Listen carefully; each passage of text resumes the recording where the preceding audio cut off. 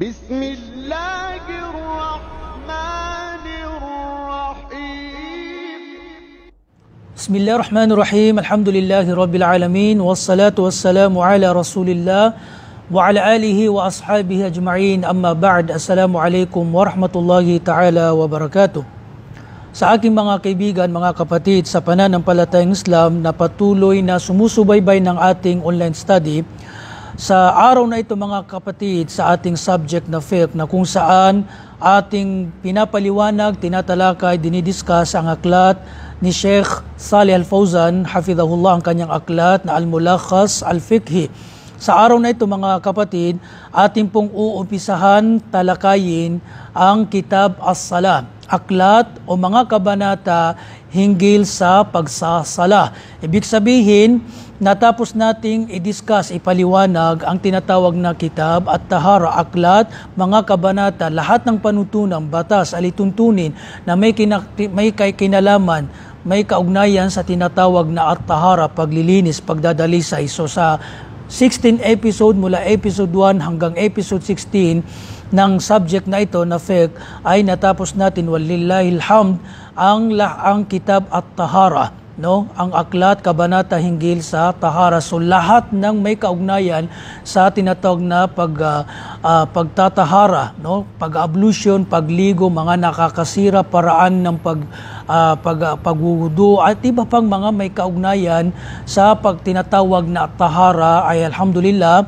ito ay natapos natin, no, sa habag, awa at patnubay ni Allah subhanahu wa ta'ala. Ngayon naman mga kaibigan, mga kapatid, sa araw na ito ay uumpisahan natin ang Kitab As-Salah, aklat, mga kabanata hinggil sa pagsasala. So lahat ng may kaugnayan din sa salah, no, mula sa pagiging obligado ng 5 beses na pagsasala, yung mga haligi, mga obligado, mga sunna, paraan ng pagsasala, yung mga uri ng sunna na sala, yung mga tinatawag na sujudus sahu, yung mga dhikr, pagkaraan ng sala, yung mga salatu tatawwu, no, mga iba't ibang uri ng sunna, mga sunna na mga voluntaryong sala at iba pa, no, mga uri ng sala at iba pang may kaugnayan sa tinatawag na sala ay ating tatalakayin mula sa araw na ito. Inshallah ta'ala sa mga susunod na episode ay isa-isahin natin yung mga kabanatang napapaloob sa Kitabus Salah mula sa aklat na ito, no? Na dalangin natin kay Allah na patuloy niya tayong tawfikan, gabayan at patnubayan at lagyan niya, ipaloob niya sa ating mga puso ang pagmamahal, irada, pagmamahal, pagnanais na magpatuloy sa pagsasaliksik ng kaalaman. Ngayon sa oras na ito mga kapatid, umpisahan nating talakayin ang unang kabanata bilang pambungad, introduction, panimula ng kitab na ito, Kitab As-Salah. Sabi ng ating Sheikh, Babun fi wujub as-salawatil khams. Kabanata, pintuan, hinggil sa pagiging obligado ng 5 beses na pagsasala. So, ang wujub as-salawat al-khams, no, yung pagiging obligado ng 5 beses na pagsasala sa araw at gabi. No, ito ay may 5 beses na inobliga sa atin ni Allah subhanahu wa ta'ala ang pagsasala. So alam ng bawat isa, bawat Muslim na ang 5 beses na pagsasala, ang Dhuhr, Al-Asr, ang Fajr, Al-Dhuhr, Al-Asr, Al-Maghrib, Al-Isha, ito ay inobliga sa atin ni Allah subhanahu wa ta'ala. So ngayon, unay natin tatalakayin dito na binanggit ng ating Sheikh, ahamiyatus salah, yung kahalagahan, ano yung katayuan ng sala sa relihiyong Islam. So dapat natin ito maunawan dahil ang isang bagay kapag alam natin kung gaano ito kahalaga ay ito'y magdudulot, no, magtutulak sa atin upang pangalagahan natin ang bagay na ito. So ano yung katayuan ng sala sa relihiyong Islam? Ano yung mga kahalagahan? Ano yung gantimpala na papaloob dito? At the same time, ano yung babala? Ano yung kasamaan? Ano yung panganib na idinudulot ng pag-iwan ng sala? So ito yung bilang pambungad ng ating Sheikh at ito ay napakahalagang paksa. na dapat natin maunan, dapat natin malaman kung kaano kahalaga ang pagsasala. Dahil dito sa pamamagitan ng sala, ito ang sukatan ng tunay na pagiging Muslim ng isang alipin ni Allah subhanahu wa ta'ala. Kaya sabi ng ating Sheikh, una, as-sala hiya akadu arkanil Islam ba'da shahadatain. Sabi ng ating Sheikh, ang pagsasala ang siyang pinakamahalagang haligi pagkaraan ng shahadatain. So ito yung kalawang haligi. Pinakamahalagang haligi pagkaraan ng shahadatain. Ang pagiging Muslim mo, mayroong 5 haligi. Unang shahadatain. Pangalawa, pag ikaw ay Muslim, halimbawa isang pumasok sa Islam, no, nagshahada, ang pinakaunang kailangan niyang paglaan, bigyan ng halaga at kailangan niyang maitayo ay ito yung pagsasala. Dahil ito ang ikalawang haligi ng pagiging Muslim ng isang tao. Ang pagsasala pagkaraan ng shahadatain. وَقَدْ شُرِعَتْ عَلَى أَكْمَلِ وُجُوهِ الْعِبَادَةِ وَأَحْسَنِهَا وَقَدْ تَضَمَّنَتْ هذه الصلاة كثيرا من أنواع العبادة من ذكر الله وتلاوته لكتاب الله إلى آخر ما قال. Ito, ang sala na ito ay ipinag-utos, inubliga sa mahusay at napakaganap na uri ng pagsamba. At ang pagsasala ito, sabi ng ating Sheikh, ay nasasaklaw niya ang napakaraming uri ng pagsamba. Dhikrullah, pag-alaala kay Allah, pagbabasa, tilawatul Quran, pagbabasa ng Quran, wa qiyam bayna yadillah, pagtayo sa harapan ni Allah subhanahu wa ta'ala, pagruruko, no? Ito'y uri ng pagsamba, pagsusujud, pagpapatira pa, ito yung isa sa pinakamainam na pagsamba din dahil ang isang tao pag siya'y nagpapatira pa, para siyang nagpapakumbaba at nagpapaalipin kay Allah subhanahu wa ta'ala. Kaya nabanggit na isa sa kalagayan siya ay napakalapit kay Allah kapag siya ay nasa kalagayang sujud. No, kaya sabi ng mga propeta, magparami kayo dito ng sujuan ng dua dahil ito yung kalagayan na lubos na nagiging malapit ang isang alipin kay Allah kapag siya ay nakatira pa. Kabilang din sa napapaloob nilalaman ng sala ng mga pagsamba, dua, panalangin, tasbih, pagluluwalhati kay Allah, pagtatakbir at iba pang mga uri ng pagsamba. So naglalaman ang sala. Isa sa kahalagaan nito ay naglalaman ng iba't ibang uri ng pagsamba. Allahu Akbar. No, ikalawang kahalagahan din, wahiya ra'sul ibadat al-badaniyah walam takhlu minha syari'atu rasuli min rusulillah. Ibig sabihin nito, ang pagsasala ang siyang ulo ng lahat ng uring pagsamba na ginagawa ng panglabas na katawan, physical na katawan. Ito yung ulo ng lahat ng uri ng pagsamba. Yung mga gawaing pagsamba, ibadat bananiya, ginagawang pagsamba ng pisikal na katawan. Ang ulo, pangunahin nito ang sala. Kung walang sala, walang saysay ang ibang mga gawaing pagsamba. Ganito kahalaga. Kung sa katawan, ito ang tinuturing ng ulo ng katawan. Na walang silbi ang isang katawan kung wala itong ulo na ito, itong sala na ito. Ganito kahalaga mga kapatid. Kaya sabi rito, lahat ng mga naunang panuntunan, batas, mga umma, ay lahat inubliga sa kanila ang pagsasala. Walang sugo na hindi nagsasala. Maliban na lamang kung na magkakaiba sa kaparaanan at ilang mga kung gaano karami. Ang tinutukoy dito ng ating Sheikh, walang umma na dumaan maliban na lamang na sila ay pinubliga sa kanila ang pagsasala. Ito ay ayon sa ating Sheikh. So ito yung ulo ng mga pagsamba, itong pagsasala. Ikatlo, sabi ng ating Sheikh, وَقَدْ فَرَضَهَا اللَّهُ تَعَالَى عَلَى نَبِيهِ مُحَمَّدٍ صلى الله عليه وسلم خاتم الرسل ليلة المعراج في السماء بخلاف سائر الشرائع. No, ibig sabihin dito, no, inubliga ni Allah subhanahu wa ta'ala ang sala sa mahal na propeta sallallahu alaihi wasallam na direktang pag-uubliga. Mismo si Allah subhanahu wa ta'ala nag-ubliga nito. No, kay mahal na kay Muhammad sallallahu alaihi wasallam, siya mismo ang nagkaloob nito, no, nagbigay sa kanya na obligado sa umma mo ang pagsasala. Nakataliwas, alam natin na kapag bumababa yung ilang kautusan at bumababa yung verse, idinadaan, may namamagitang anghel sa kanya, idinadaan. Sino? Si Anghel Gabriel, na kapag may bumababang kautusan ay dumadaan, pinapahayag ni Allah subhanahu wa ta'ala sa pamamagitan ni Jibril at ibinababa niya kay Propeta Muhammad sallallahu alaihi wasallam. Ang sala, direktang ibinigay, pinagkaloob at ipinahayag ni Allah subhanahu wa ta'ala kay mahal na propeta sallallahu alaihi wasallam. Kailan ito? Sa anong panahon? Nung siya ay nag-mi'raj, tumungo sa langit. No? Tumungo sa langit. At nang siya'y kausapin ni Allah, inubliga sa kanya ni Allah subhanahu wa ta'ala ang 5 beses na pagsasala na walang dinaan ng pamamagitan. Ito'y nagpapakita, sabi ng ating Sheikh, kung gaano kahalaga, no, yung antas ng pagsasala sa relihiyong Islam, na kung saan ito inubliga ni Allah subhanahu wa ta'ala direkta kay Propeta Muhammad sallallahu alaihi wasallam, na taliwas sa ilang mga kautusan o di kaya mga panuntunan na kung saan dumadaan sa isang anghel na si Jibril alayhi salam.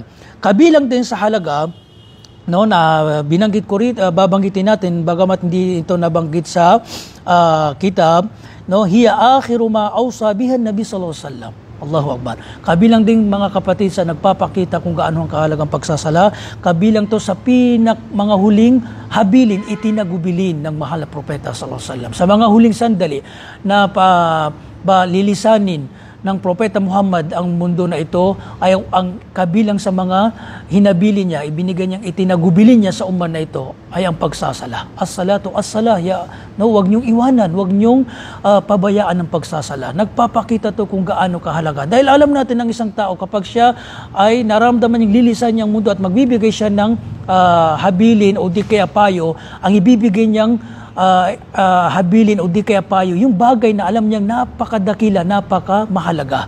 So, nang ihabilin to, itinagubilin to sa atin ng mga propeta, nagpapakita to kung gaano kahalaga ang pagsasala na hindi karapat-dapat iniiwan, pinapabayaan ng isang taong nangangalang Muslim. No? Ikalima, awwalu ma yuhasabu bihi al-'abdu yawm al-qiyamah. Ito daw ang unang-unang lilitisin, no, susuriin, bibilangin sa mga gawaing pagsamba ng isang alipin kapag titimbangin ang kanyang mga gawain sa kabilang buhay. Ito na yung sinabi ng mahal propeta na inna awwala ma yuhasabu bihi al-'abdu yawm al-qiyamah as-salah. Fa in saluhat saluha sa'iru amali, fa in fasadat fasada sa'iru sa'amil, waliyadu billah. Ano ibig sabihin nito? Ang unang-unang lilitisin, susuriin sa mga gawain ng isang alipin sa kabilang buhay kapag siya dumating ang kanyang sala. Kapag ito ay nagtagumpay na kung saan nasa kanyang mga gawain ng pagsasala, ganun din na magtatagumpay na siya, insyaAllah ta'ala. Magtatagumpay ang lahat ng kanyang mga gawain. At kung wala sa kanya mga gawain ng pagsasala, ganun din naman na hindi magtatagumpay. So kahit gaanong ginagawa ng isang Muslim na mga gawain pagsamba, pero wala yung pagsasala, iniwan yung pagsasala. May mga sadaka siya, may mga zakah, may mga hajja, pero iniwan niya totally ang pagsasala. Napakapanganib ang ganyang magiging kalagayan sa kabilang buhay. So dito, ito yung nagpapakita na ang sala ay miftahul jannah. Ang sala, sabi ng propeta, miftahul jannah. Ang sala ay siyang susi ng paraiso. Subhanallah. So ang susi natin sa paraiso, kung ginugusto natin makapasok sa paraiso, ay kailangan natin isabuhay, isakatuparan, itayo ang 5 beses na pagsasala. Kabilang din, makikita natin, panganib na pag-iwan ng pagsala naman, sabi ng ating mga ulama, hiyal fariqa bainal muslim wal kafir. Ito yung kaibahan ng Muslim at ng kafir, itong pagsasala. Allahu Akbar. Dahil sa napakaraming hadith, no, sinabi din ng mahal propeta sallallahu alaihi wasallam, al-ahadu alladhi bainana wa bainahum as-salah faman taraka faqad kafar, o kama qala alayhi afdalus salah wa atamut taslim. Ang kaibahan daw natin at silang hindi mga kaibahan natin, tayong mga mananampalataya at silang hindi mga Muslim, hindi mananampalataya ang pagsasala. Sa ibang hadith, sinumang iwanan niya ang pagsasala, tunay na siya ay naging kafir, waliyadu billah. So ito lamang, itong pagnilay natin itong sinabi, hadith ng mahal na propeta sallallahu alaihi wasallam, na ang kaibahan ng isang Muslim at ng hindi Muslim ang pagsasala. Subhanallah. So ito yung sukatan. Ito yung sukatan ng pagiging tunay na Muslim ng isang alipin. May maraming nangangalang Muslim pero hindi sila nagsasala. Maring Muslim lamang sa pangalan dahil siya pinanganak na Muslim, pero sa paningin niya Allah, subhanallah, hindi natin alam na hindi pala siya Muslim. Nakakagawa siya ng kufr dahil sa totally pag-iwan niya ng pagsasala. Pinabayaan niya ang 5 beses na pagsasala. So ito ay nagpapakita kung gaano kapanganib, mga kapatid, ang pag-iwan sa pagsasala. Kaya ang sabi ng ating Sheikh, napakaraming dalil mula sa Quran at mula sa mga hadith ng mahal na propeta sallallahu alaihi wasallam sa hinggil sa pagiging obligado ng pagsasala. Napakaraming dalil. Ito ay ma'lumatu minad-din al-Islam bid-darura. Ito ay pangunahing kaalaman sa Islam na hindi pwede sa isang Muslim, sa isang alipin na hindi niya alam ang pagiging obligado ng sala. Hindi pwede sa isang Muslim na kanyang sabihin na hindi ko alam na ito hindi obligado ang pagsasala. Ito ay ma'lum, pangunahing katuruan, karapatan ni Allah subhanahu wa ta'ala sa Islam na ang pagsasala ito ay obligado sa bawat isa. Kaya sino mang sabihin niyang hindi obligado, faman jahadaha faqad irtada an dinil Islam yustatab fa in taba ila qutila bi ijma'il muslimin. Sino mang sabihin niya hindi obligado ang pagsasala, tunay na siya ay naging kafir. No, pahingyan natin siya na magbalik loob, magtauba maliban kung talagang hindi siya magtatauba, subhanallah, siya ay naging murtad, naging kafir, wal-iyadu billah, at ipapataw sa kanya ang natatanging kaparusahan ayon sa ating mga ulama. So ito yung nagpapakita kung gaano kahalaga ang pagsasala na nararapat sa bawat isa sa atin na huwag niyang iniiwan ang pagsasala. No? Kabilang din sa nagpapakita, no? Ipahabol ko lamang mga brothers and sisters, ang pagsasala hindi katulad ng ibang gawaing pagsamba. Anong tinutukoy ko rito? Ang ilan sa mga gawing pagsamba, kung meron kang excuse, minsan kahit pwede mong iwanan dahil meron kang karamdaman. Halimbawa, ang pag-ayuno. Hindi mo kayo mag-ayuno, no, sa buwan ng Ramadan, no, may araw na malubha yung sakit mo, hindi pinahintulot sa iyo na iwanan ang araw o 2 araw dahil sa karamdaman at babayaran mo pagkaraan ng Ramadan. Ang sala, hanggat na sa iyo ang iyong pag-iisip, ay hindi mo pwede iwanan ang pagsasala. Magsasala ka sa abot ng iyong kakayahan. Kahit ikaw ay nasa hospital, magsasala ka. Hindi mo kayang tumayo, magsala ka nakaupo. Hindi mo kayang nakahiga ka lamang, magsala ka nakahiga. Hindi mo kayang gumamit ng tubig, magtayamum ka. Ganito, inobliga. Walang kalagayan na ipinahintulot ang pag-iwan sa sala hanggang nasa iyo ang iyong pag-iisip. Kahit pa halimbawa, mamaya tatalakay natin, na nasa hospital ang isang tao, naka-ICU, naka-comatose, umaandal pa rin ang kanyang pag-iisip. Nandun pa rin yung kaisipan niya, inuobliga pa rin sa kanya magsala. No, sa abot ng kanyang makakayan, kahit lang sa isip niya, kung hindi talaga niya makagalaw, no, at walang pwedeng makatulong sa kanya, magsasala siya sa kanyang isip. Ganito hinubliga ang pagsasala. No, ganito kahalaga, ganito kataas ang antas ng pagsasala sa relihiyong Islam. Ngayon, isunod ng ating Sheikh ang kahulugan ng sala. No?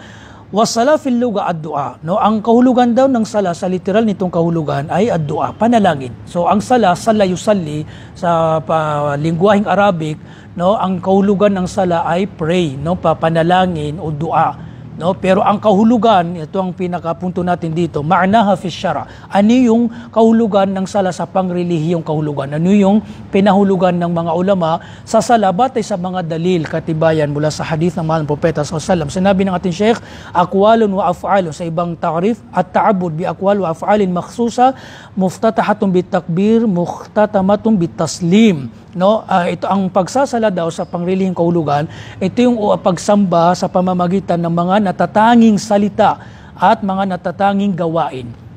No, na kung saan inuumpisahan ng pagtatakbir at ang panghuli ay ang pagsasalam, pagtataslim, pagsasabi na ang salam. So ito yung pangrelihiyong kahulugan ng sala na kung saan mga gawain, mga natatanging gawain at salita. So ano yung alam natin ng sala? Na inuumpisa ng takbir, Allahu Akbar, yung takbiratul ihram, tapos mga akwal, yung subhana rabbil ala, subhanal azim, o kaya pagbabasa ng suratul Fatiha, af'al, mga natatanging gawain, pagruko, pagsujud. So ito yung kahulugan ng sala sa pangrelihiyon dahil ito yung paraan na sinabuhay ng mahal na propeta sallallahu alaihi wasallam sa tinatawag na pagsasala. Okay, sa pagsasala. So ito yung kahulugan ng sala sa literal nitong kahulugan at sa pangrelihiyong kahulugan. Sinabi ni Allah subhanahu wa ta'ala, Inna salata kanat 'alal mu'minina kitaban mawquta. Tunay na ang pagsasala ay inubliga sa mga mananampalataya na ito ay nakatakdang oras, no, inubliga ni Allah subhanahu wa ta'ala sa mga nakatakdang oras na kailang pangalagaan ng isang tao. Meron ding ibang hadith na sinabi ng mga propeta, tinanong siya kung anong pinakamainam na gawain. Sinabi niya, as-salatu ala waqtiha, ang pagsasala sa nakatakdang oras na ito. At itong mga paraan ng pagsasala, sabi ng ating Sheikh, ay bayyanaha Rasulullah sallallahu alaihi wasallam biqaulihi wa fi'lihi.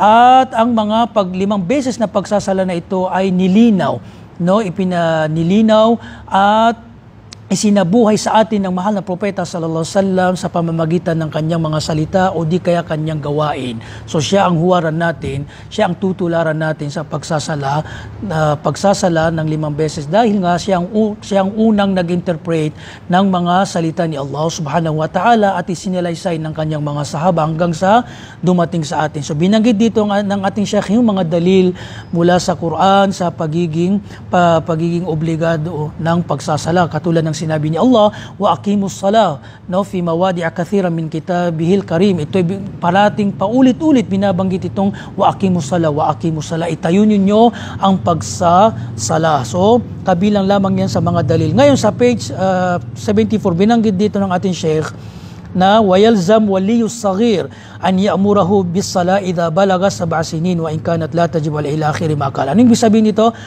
Nararapat sa isang magulang na himukin niya ang kanyang anak na magsala kapag umabot sa 7 taon. Sa 7 taon, hindi pa siya naging balig ang bata, nararapat sa isang magulang na inihimok niya, inuutusan niya ang kanyang anak na magsala bilang pagdisiplina, pag-encourage sa kanya para kapag siya ay umabot na sa balig, no, halimbawa 10, 11, 12 years old, ay madali na sa kanya ang pagsasala. So ito ay habilin, no, ipinayo din sa atin ng mahal na propeta sallallahu alaihi wasallam. Kaya sinabi ng mga propeta, muru abnaakum bis-sala wa hum 7 sinin. Utusan nyo, himukin nyo, hikayatin nyo ang inyong mga anak na magsala na sila ay nasa 7 gulang. No, kahit pa ito hindi obligado sa kanila, sabi ng ating Sheikh, wayatamaran, para siya ay nagsasanay, nagiging madali na sa kanyang pagsasala at meron siyang gantimpala. Ang bata isinusulat sa kanya ang gantimpala na ito at gantimpala din para sa kanyang magulang.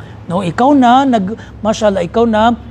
nagtutulak sa iyong anak na magsala, meron ka ring share, no, bahaging mula sa gantimpala dahil sa pag-uutos mo sa kanya ng kabutihan. Dahil sinabi ni Allah, man ja'a bil hasanati falahu asyru amthaliha. Sinumang gumawa ng kabutihan, ito ay anumang mabuting gawa ay isang kabutihan at ang isang kabutihan ay katumbas ng 10 kabutihan. Mashallah. So ito ay isang paghihimok sa atin ng mahal na propeta sallallahu alaihi wasallam. Binanggit din ng ating Sheikh, sabi niya, wala yajuz ta'khirus sala an waqtiha. Hindi daw karapat-dapat, haram, no, na i-delay, no, isang tabi ang pagsasala hanggang sa lumabas yung oras nito. So hindi natin pwedeng tinataakhir. Dinidelay natin, no, pinapahuli natin ang ating pagsasala hanggang sa lumabas yung wakto, yung oras nito. Ito ay haram. No? Kapag lumabas yung sala, subhanallah, no, na lumabas yung oras na sala na sinadya natin, kailangan natin magtawbag, magbalik loob kay Allah subhanahu wa ta'ala. No? So ito ay la yajuz. Kaya nga dun sa suratul Ma'un, sinabi ni Allah, fawailul lil musallin alladhina hum an salatihim sahun. No? Kaparusahan sa mga taong nagsasala. Sabi ni Allah, fawailul lil musallin. No, ano yung bakit meron silang kaparusang pananagutan? Alladhina hum an salatihim sahun. Dahil kanilang pinapahuli ang mga sala hanggang sa ito ay mawala yung lumabas yung oras nito. Subhanallah. So, bagamat binanggit ni Allah na itong mga tao ay nagsasala, pero meron silang pananagutan, meron silang kaparusan dahil tinataakhir nila yung mga pagsasala. Kaya kabilang sa mababanggit natin dito, yung pagiging obligado ng salatul jamaa sa mga kalalakihan. No? Yung salatul jamaa, yung pagsasala ng grupo sa mga masjid, ito ay obligado sa mga kalalakihan. Sa mga kababayan, inshallah, tatalakay natin na mas mainam sa kanila yung pagsasala sa kanilang mga tahanan. Bilang panghuli dito, binanggit ng ating Sheikh, bilang paalala lamang na kabilang daw sa dahil sa kawalan ng kaalaman na ginagawa ng ilan na kapag daw sila nasa hospital ay iniiwan nila ang pagsasala dahil sa dahilan o di kaya pangangatwiran na hindi daw, meron daw sila, naka-admit daw sila, keso ganyan, mga katwiran. Sabi ng ating Sheikh, ito ay kamangmangan sa Islam. No, kahit sabi ng ating Sheikh na tayo ay nasa ospital naka-admit, wag nating iwanan ng pagsasala. Gaya ng ating nabanggit. No, gagawin natin sa abot ng ating makakaya.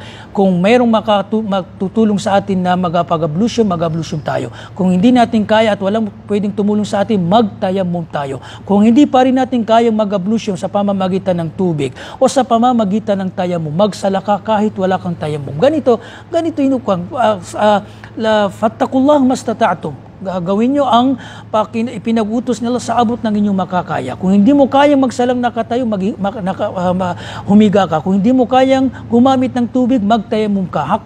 Kahit pa humantong, kagaya ng ating nabanggit sa mga unang episode, na kung humantong sa hindi mo talagang kayang gumalaw, no? Hindi mo kayang magtayamum din, magsala ka kahit wala kang ablution. Dahil ito yun ay, alam ni Allah subhanahu wa ta'ala yung kalagayan na hindi mo kayang mag-ablution sa pamamagitan ng tubig o di kaya sa pamamagitan ng tayammum. So, magsasala ka sa abot ng kakayahan mo. Kahit ang mukha mo lang ang iyong naigagalaw, sabi ng ating mga scholar, ay isasagawa mo pa rin ang pagsasala. So, ito yung panghuli na binanggit ng ating Sheikh dito. Ganun din, binanggit niya rito yung pag-iwan ng pagsasala dahil sa katamaran.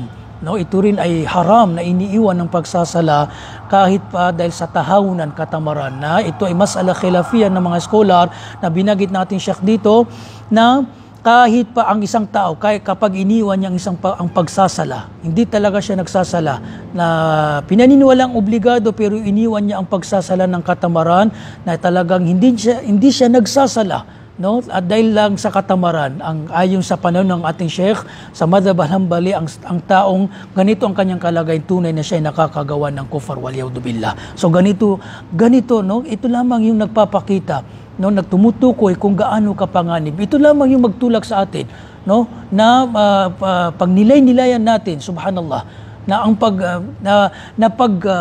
pinaliwanag, no? Na mayroong mga scholar na nagsasabi na sinumang iwan niya ang pagsasala, kahit katamaran, pinaniniwalaan niya nang sali obligado, pero iniwan niya ang pagsasala, totally hindi nagsasala dahil sa katamaran, no? May mga ilang scholar at napakalakas ng kanilang mga pinagbabate ng mga dalil na sinumang iwan niya ang pagsasala, kahit katamaran, tunay na siya ay nagiging kafir waliyadu billah.